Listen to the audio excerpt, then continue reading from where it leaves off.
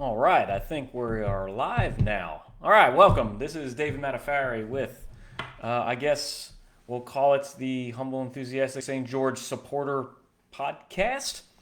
I change the how we do these videos. Sometimes it's just how I feel. If I want to pre-write something or if I want to go live, sort of like a radio station um, aspect of this. That's how I'm doing that today. I'm going live because this is a really important that I want to be able to get this out to y'all and be able to share it because we have the St. George Council meeting next Tuesday. Is going to have far-reaching implications as to how our government works going forward or what they're paid, but we don't even know how it's going to be set up yet. And that is the real crux of this issue, and it's actually made me pretty furious. When we talk about St. George, we went, 4 years fighting for our freedom to create our own city. Using, it said better government and local control. Well, before we knew it, they put the Home Rule Charter on the ballot for March, along with elections for the council and the mayor. But we don't know what they're going to be paid, and we really can't even discuss that until we understand what kind of government we're going to have. A traditional mayor council government or a council managed form of government. And what I'm about to describe here, I went to a meeting and I got some notes here to really kind of go through what is being discussed and what the implications are and just how far out of left field this is, how completely unnecessary it is. And my feeling is that it's nefarious. Like, there's no reason to be rushing through all this. We need to start doing this one thing at a time. But like any good intentions as far as creating a new city, a citizen's work is never done. We need to constantly be on our local government to make sure that they are accountable to us and that we will hold them accountable, not just complaining about it. And at the end of this, I will have a suggestion or two, I might, about where we need to go from here. But just like I do with rum and real estate, we're going to have a little bit of rum while we're having this conversation. This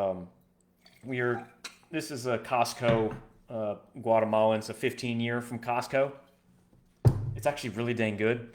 I have figured it out that I think it's Zacapa rum, which is a very, very good rum from Guatemala. So if they're using Zacapa blends for their Costco rum, then I'm here for it. So anyway, the title of this video is it's a call to arms. We need to get as many people to the council meeting as possible to get our point across that we do not approve of how they're handling all the decisions that they've made so far in the creation of this city. So what I have here is just some notes. I'm going to read through them and just going to give you my thoughts on them and what they mean, because there's a lot of things here you may not be aware of as far as what the Home Rule Charter is and what these salaries are and how they compare to the rest of the country. So on the St. George website, and I was a part of the transition district of volunteering. I wasn't a member, but I was volunteering with them. That's one of the model cities that St. George was being proposed to be like is Sandy Springs, Georgia. And in this case, the organizers of St. George have been inspired in their formulation of its governing strategy by the innovations put in place in Sandy Springs, Georgia, a state-of-the-art suburb of Atlanta. Sounds good.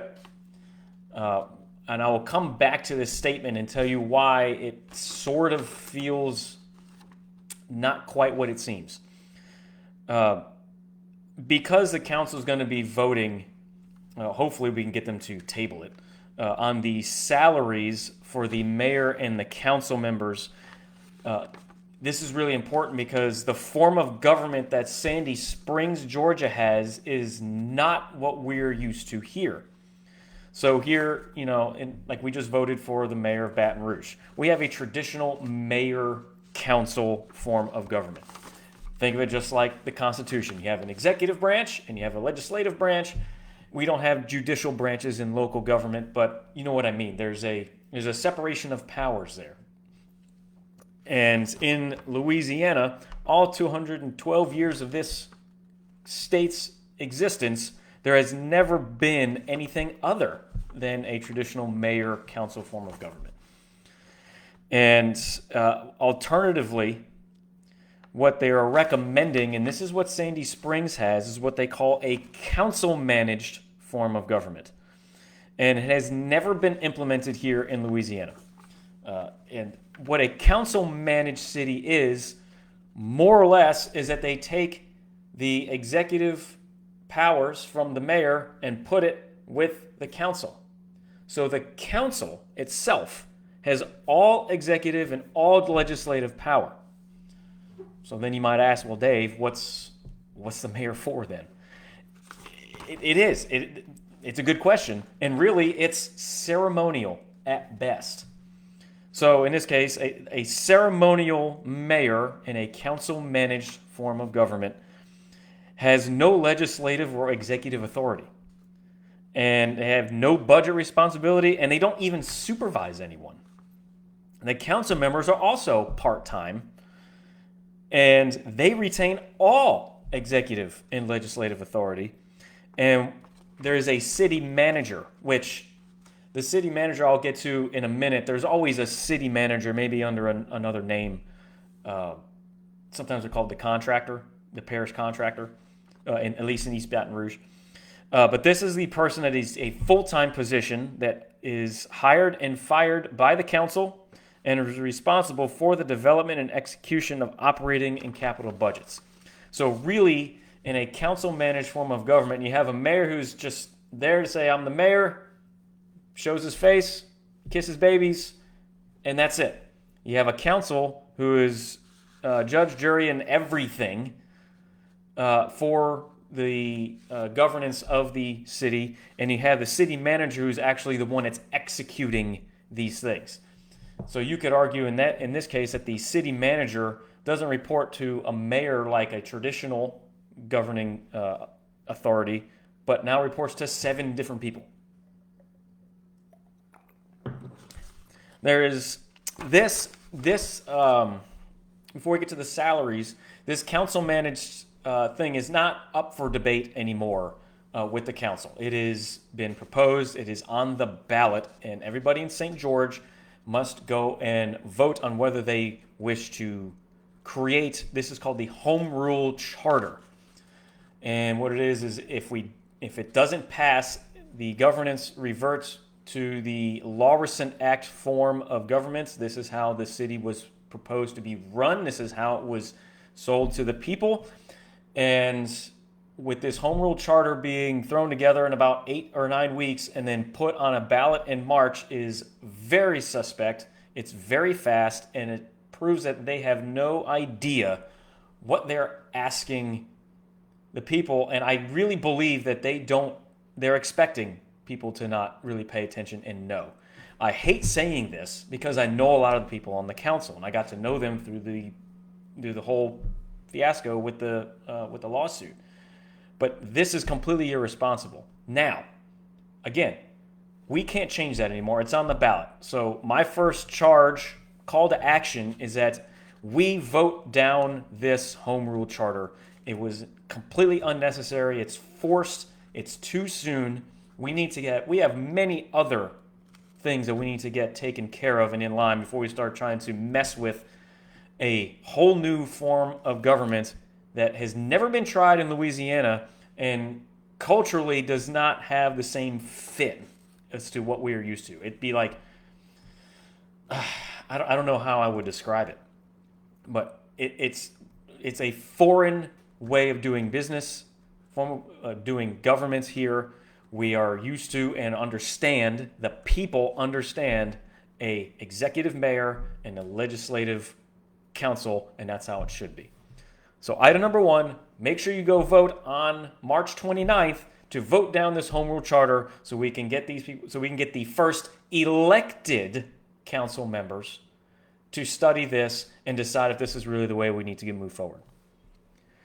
Now, I'm going to take a sip, and we're going to talk about this salary thing because this is the reason we all need to go to the meeting on next Tuesday.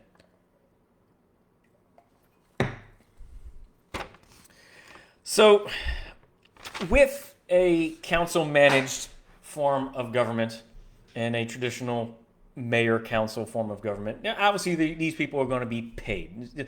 They are not meant to be full-time positions that you can make a career out of. I would argue this is how we get people in these positions in the first place that entrench themselves, is because maybe we pay them too much. So when you're looking at the data of other council-managed cities around the country, Chris Riles had actually shared the data. He actually put a chart together, and I'm actually going to take this chart and post it to my Facebook after this, or if I can put it in the comments so you can see it. Let's see. In Mountain Brook, Alabama, and Pflugerville, Texas, those council-managed cities actually mandate that there is no salary for the mayor and council. It is $0. Do I believe that it should be the case here? Probably not. I think there's too much at stake in the parish, and just, again, culturally, and what we're going to be working with, we need to pay these people something, the mayor and the council.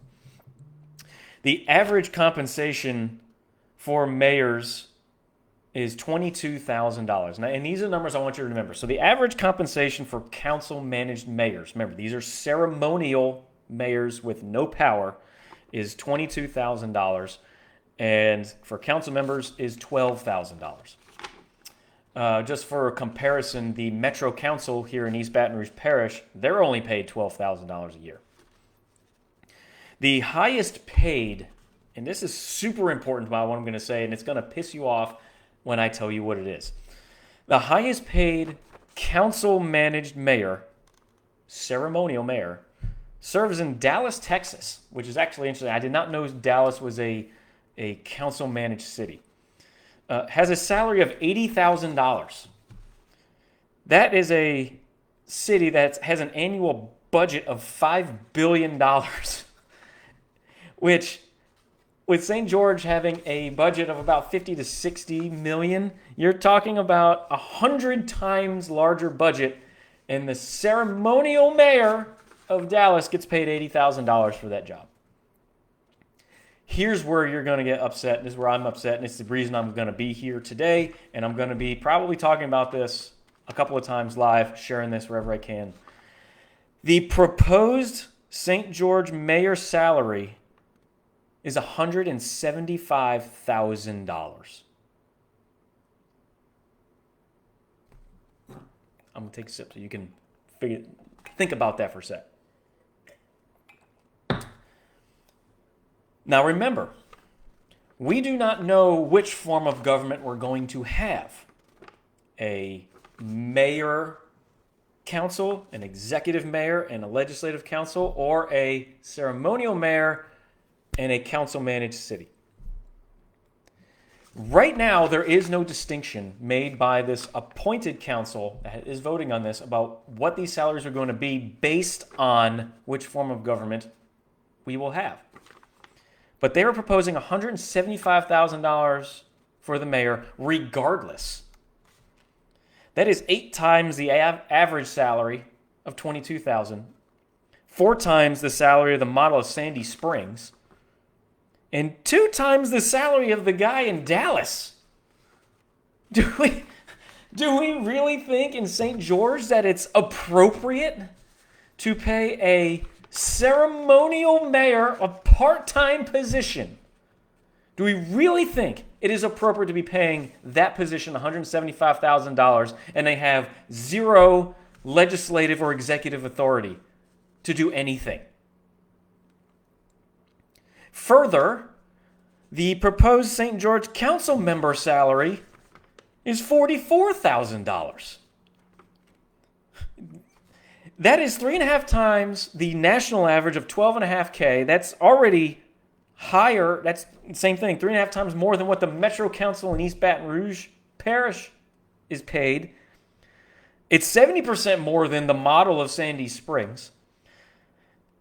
And it is higher than the annual salary. Remember, this is a part-time position. A St. George council member salary that being proposed is more than the full-time salary of 2,000 EBR city parish employees.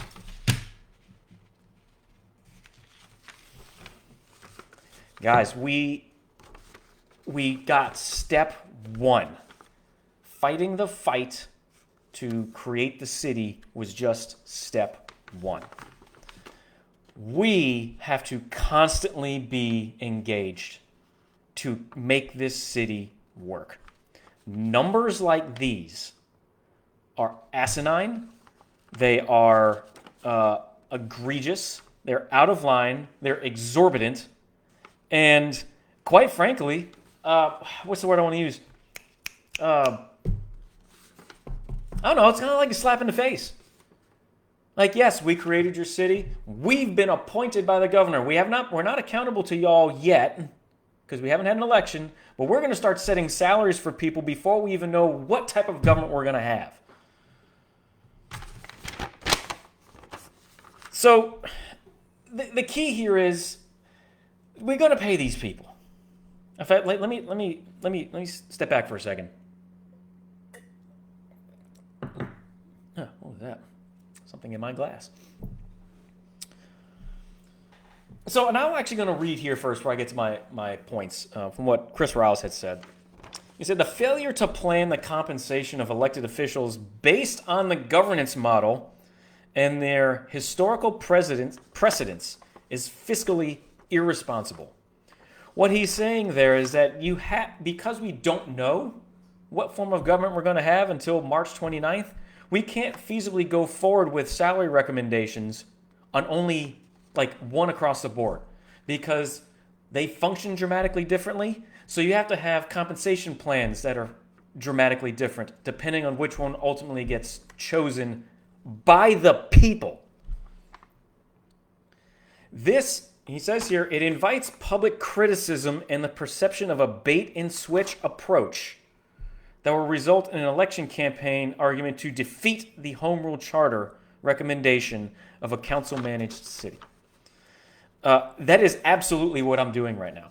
Because when I was working and volunteering with the Transition District, we talked about Sandy Springs a lot, did research. I looked up their municipal codes. I actually helped write some of the recommendations about certain things like street signs, road signs, and businesses and development, things like that. Now, whether they're going to be approved, I don't know if that's I think that might be for the first elected council. But I looked through all that, and none of the conversation around using Sandy Springs as the model for St. George ever discussed the actual governance model that it was a council-managed city. And I didn't know. It was never discussed. And I guess I could be one of those things where we say, we should have known. They're saying this is the model. But, if you're coming to a group of people to support your position and you don't give them all the facts, because, the assumption is that every city has a mayor, every city has a council, and they're separate entities. They're not one entity does everything.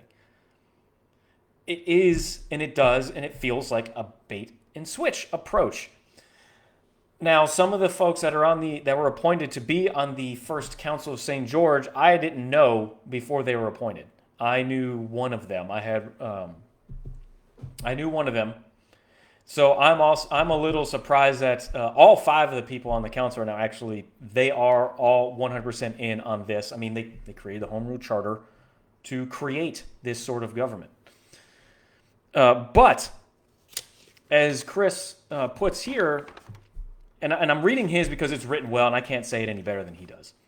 It is foolhardy for unelected officials to propose and approve the highest paid mayor in America that would serve with no executive or legislative responsibilities.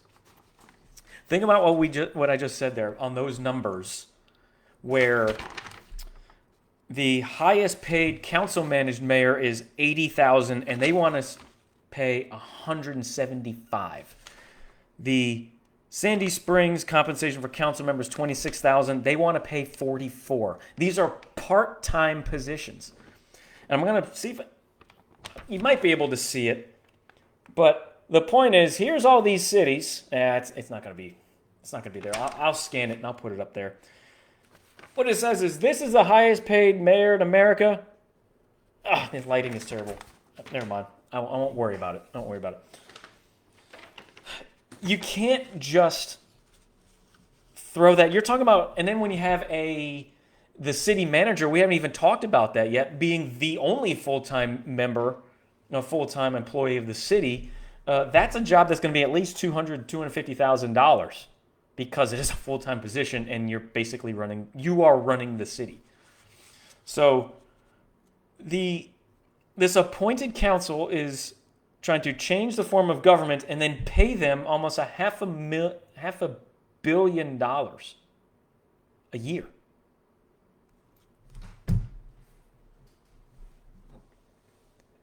A mayor that can't do anything. Think about that. A mayor that can't do anything. Can't affect anything, can't propose anything, can't veto anything. Just there. So, what have I learned? I've learned that, there's such a thing as a council-managed city, which to me sounds completely un-American. Let's call it what it is. We, in the United States, created the greatest separation of powers the world has ever seen, with the executive, the legislative, and the judicial branches, and the way they have their checks and balances on each other. The founders designed it that way, and they designed for the states to be set up that way.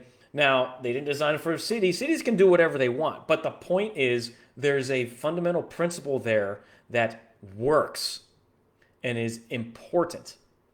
So any of these council-managed cities that are thriving, I would consider those to be exceptions and not the rules. We, as a new city, the 5th largest city in Louisiana, and the 5th city in just this parish, do not need to be screwing around with a experimental form of government before we have everything else in place, before we have actual elected people accountable to the people. We need elected council members to be proposing any changes to how we form the government. We should start with what's there and works. The mayor and a council, let's start there. Let's get the city up and running. Let's get the roads going. Let's get the money coming in from the 2% sales tax. Let's start taking care of the roads. Then we can start talking about, well, maybe we can start introducing other aspects. But, this call to action video is to inform you to go and vote down the Home Rule Charter, because it is ridiculous, this council-managed nonsense, but also to come to the meeting on January 14th at 4 p.m. I don't put it in the comments. January 14th at 4 p.m. at the fire station on Airline Highway, the big, awesome-looking one right next to the Volkswagen dealership. We need people there to speak against this salary nonsense and get them to at least table it. Because if they vote for this, you have set up a expectation of that you can make a career out of this. No, this whole thing is called Better Government, Local Control. It's on the website. We wanted the city of St. George to do something different than Baton Rouge. The way they want to pay people now, it's taking what they do and making it and paying them without any results. The whole reason why we separate from Baton Rouge is because we didn't have any results. There's no results that justified anything they ever spent. We have no results that says that this council managed thing is going to work, and that paying a mayor $175,000 is for doing nothing is going to produce results for the people. Now, and I'll repeat that at the end. Along with all of this, and obviously I have my opinion on it and how I wish for you to see what they're proposing, and to me it seems obvious where this needs to go. There is an alternative that I think and I hope that this appointed council, and I keep calling them that, the appointed council, because no one got to choose, none of the people of St. George got to choose who was there, that we can at least affect them to table this salary conversation for another time and then come up with a two-tier vote that states we must wait for the results of the election, and based on the result of that election, on what form of government we will have, a traditional mayor council or the council managed, that these salaries will be set based on the result of the election. So, for instance, the recommendation that Chris Rouse put together, and I am okay with. I'm not saying I'm 100%. I think we need to start lower than these, and then let the people prove themselves. Is that if the Home Rule Charter fails on March 29th, then we have a traditional mayor-council model that the mayor's paid $150,000 a year because at least he has some authority and executive, power, and that council members are paid $26,000 per year. These are still part-time positions. But if, for some reason, this Home Rule Charter passes, that what goes into effect is that the mayor is only $42,000 per year, ceremonial, no real power to do anything, and that the council members are still paid $26,000 a year. I think in both those cases, council members being paid $26K is more than fair. I think it's a little generous, to be honest. Again, I think you need to have people present reasons why. Let's give people a base. I mean, if the Metro Council is being paid $12,000 for a budget of $1 billion, then how, we're only at 50 to 60 million in our budget, and we're going to be paying council members 26. I think that's a little generous. I think it's a little much. But if they're forcing us to up against the clock because of the election is in March, then this is at least more palatable to take.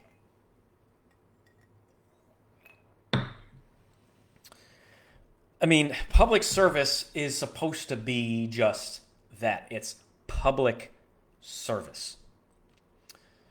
You're not supposed to make a full-time job out of it. You're not supposed to become a career politician. Politics throughout just this country. I mean, it seems like everybody complains about those who make careers out of politics, but then are not willing to make the decisions to at least show up and make their voice heard, and then stick by their principles and try to convince other people of the same thing. I still think that just the count, if we defeat the HRC, as they call it, if you hear me say HRC, it's the Home Rule Charter, this council managed, I keep using this, where both the executive and the legislative are together, then we at least win in that we're slowing this thing down.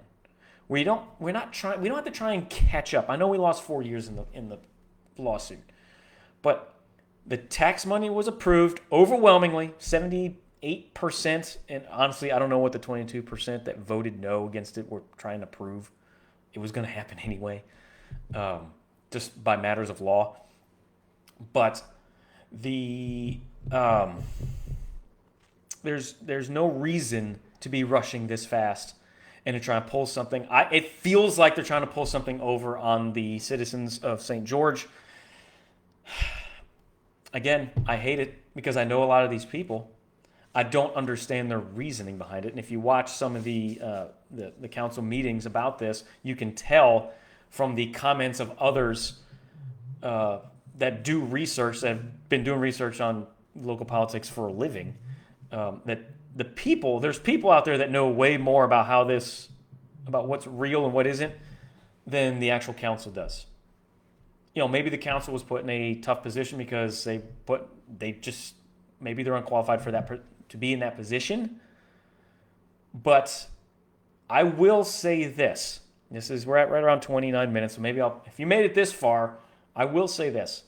Depending on how that meeting goes on the 14th, you might see my name on a ballot to at least put some pressure on whoever would be running. I don't think anybody's actually officially announced for council positions. So, but there at least needs to be pressure on anybody who's running for these positions. And I would encourage you, if you know somebody that has an interest, at this point, if you don't know much, you won't be much more than what the other, or much less than what the current council has, say, for one person on that board, on that council, I mean. But we should never allow anybody to run unopposed in this city. And so my intention would be is if it's not me, that there will be others that will run for these positions. At least let the people decide who they want to represent them, and then let them hear it from their own constituents in their district and what form of government and what they want that council to be paid for their services. And there you go. You heard it here first. Cheers. If you found this information interesting, I know it's 30-something minutes. I'm also going to make this, I'm trying to find a way to make this just an audio so you can just listen to it. I mean, there's not really nothing else to watch other than my facial expressions and me sipping on some rum. So thank you guys for watching. I hope you got something out of it. Please share this. If you're in St. George, please share this video. Everyone needs to at least be informed of what's going on. If you never followed the St. George page on Facebook with all the videos for all the council meetings and transition district meetings, please share this. We need to get people out. Thank you for watching, and I'll see you guys on the next one, probably in a day or two when I have other thoughts on this subject.